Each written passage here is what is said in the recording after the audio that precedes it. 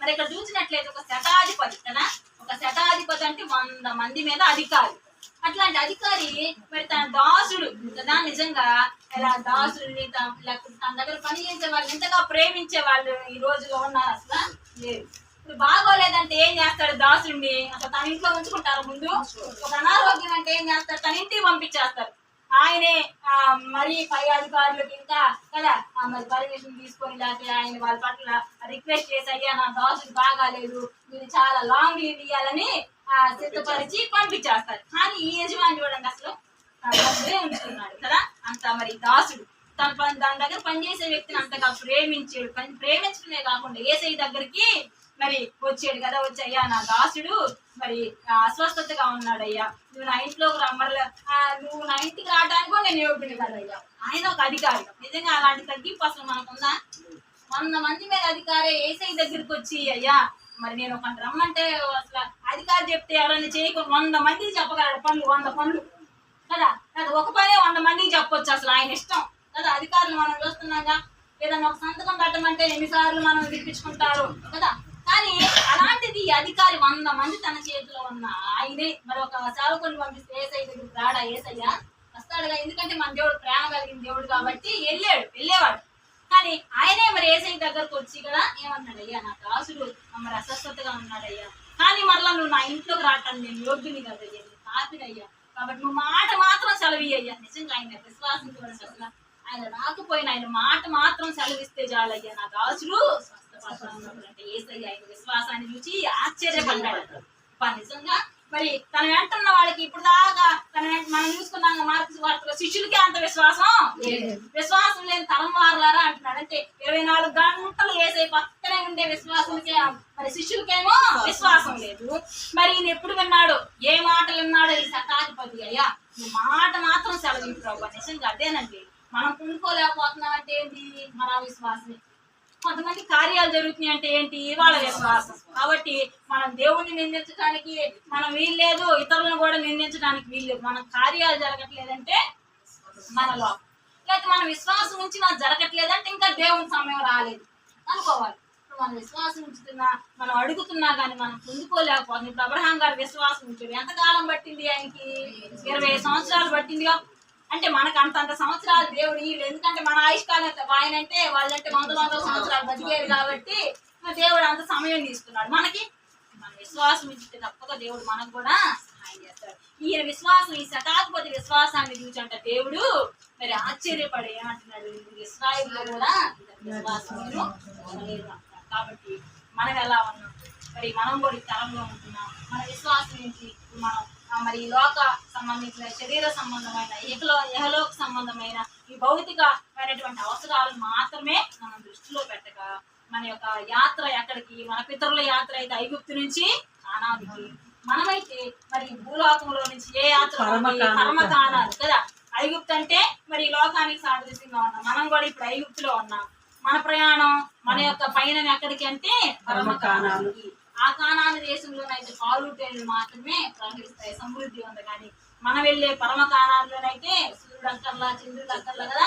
ఎవరు అవసరం ఆయనే దీపకాంతిగా ఉంటాడు. కాబట్టి మనం దానికోసం మరి ప్రయాసపడే వారంగా ఉండాలి. కాబట్టి మనం అవిశ్వాసాన్ని విడిచిపెట్టుకోవాలి. అందుకని మరి 12వ వచనం చూద్దాం. 3వ అధ్యాయం 12వ వచనం ఎబ్రీ పత్రికలో ఒకసారి చూద్దాం.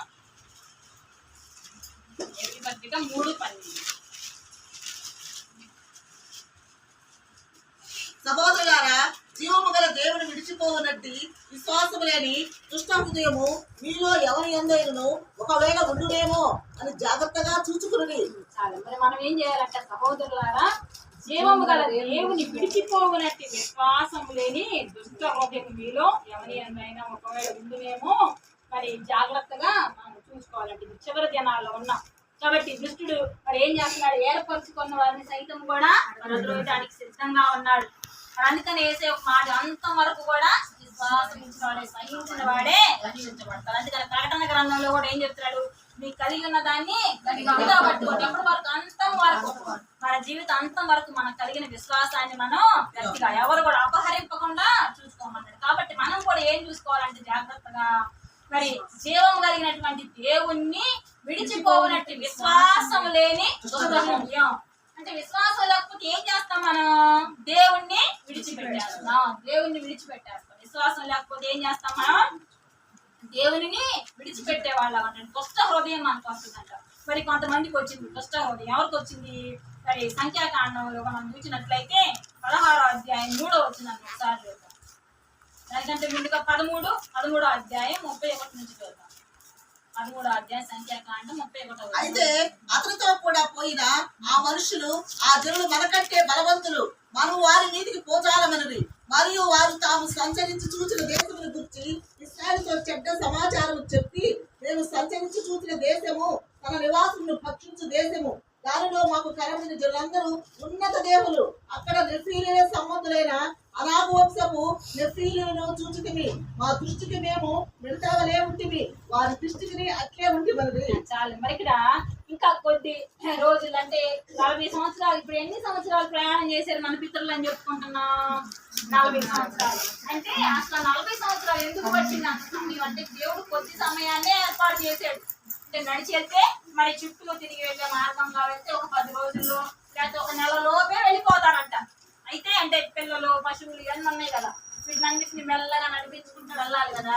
అట్లాంటి సమయంలో దేవుడు వెళ్తూ అన్నాడు కదా, మరి ఒక 12 గోత్రాలకు కూడా 12 మంది ఏర్పాటు చేసుకుని ఆ దేశాన్ని ఒకసారి ఏమి చూసినామంటే వెళ్ళారు. వెళ్ళిన తర్వాత అక్కడ చూసి వచ్చిన తర్వాత ఏమని చెప్పారు? మరి 12 మందిలో 10 మంది ఏమని చెప్పారు? అసలు వాళ్ళు ఉన్నత దేవులు అంటే ఆ దేశంలో బాగానే ఉంది సంపద, లేకపోతే పండ్లు కానీ మరి ద్రాక్ష గెలలు అంజూరులు అట్లా తెచ్చారు, కావడితో తెచ్చారు కదా. అంటే ఒక మనం ఇట్లా ద్రాక్ష ఇట్లా గుత్తి పట్టుకుంటే ఎట్లా ఉంటుంది? చిన్నగా ఉంటుంది. కానీ వాళ్ళు తెచ్చిన ఒక గుత్తి ఎట్లా ఉందంట, కర్రకు కట్టి కావళ్ళు అంటే తెలుసు కదా, ఒక కర్రకు కట్టుకొని ఇద్దరు వ్యక్తులు ఒకళ్ళు ముందు ఒకళ్ళు వెనక మధ్యలో అది వేలాడుతుంటే ఎంత బరువు ఎంత బలంగా ఉన్నాయి అవి. అంటే అంత శ్రేష్టమైన పంట ఉంది, అయ్యా బాగానే ఉంది. కానీ ఆ దేశంలో ఉన్నవాళ్ళు అసలు మనుషులు తినేవాళ్ళుగా ఉంటారు. వాళ్ళు అసలు మనల్ని భక్షించే వాళ్ళలాగా ఉన్నారు. వాళ్ళు ఉన్నత దేహులు. మరి వాళ్ళ ముందు మనం మిడతల్లాగా ఉంటాం. ఇప్పుడు మన ముందు మిడత ఎట్టుంటది? చాలా చిన్నదిగా. ఇప్పుడు ఆ యొక్క ఇశ్రాయేలు ప్రజలంట నెఫీలీలు ఎదుట అట్టున్నారంట. అయ్యా మనల్ని తప్పకుండా తినేస్తారు. నమ్మకం ఏంటి? అది డిసైడ్ అయిపోయాడు. ఈ 10 మంది ఏమనుకుంటున్నారు? ఇక మనం వెళ్ళామా మనల్ని తినేస్తారు, వాళ్ళు మనల్ని చంపేస్తారు, మనల్ని తినేస్తారు అని వీళ్ళు చెప్తున్నారు.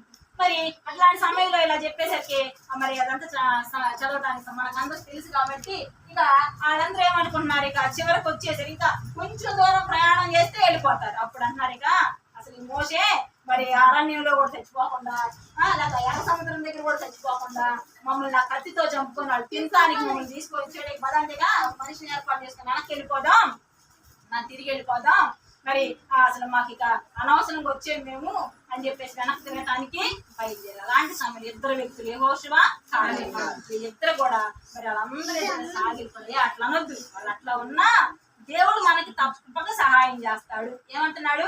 దేవుడు తప్పకుండా సహాయం చేస్తాడు.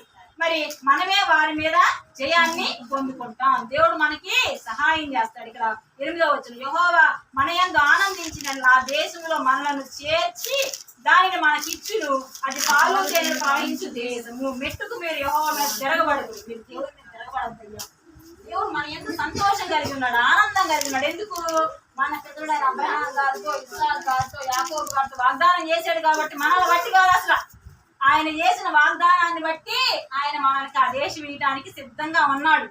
కాబట్టి మన యందు ఆయన ఆనందంతో ఆ దేశాన్ని మనల్ని చేరుస్తాడు. ఆ దేశంలో మనల్ని చేర్చేది ఎవరంట? దేవుడు. కాబట్టి మీరు దేవుని మీద తిరుగుబాటు చెయ్యొద్దంటే మరి సాగిలి పడి చెప్పిన కానీ ఆ జన సమూహం అంతా రాళ్ళు తీసుకొని మరి యెహోషువని కాలేబుని పట్టడానికి మరి చంపాలని రాళ్ళు ఎత్తు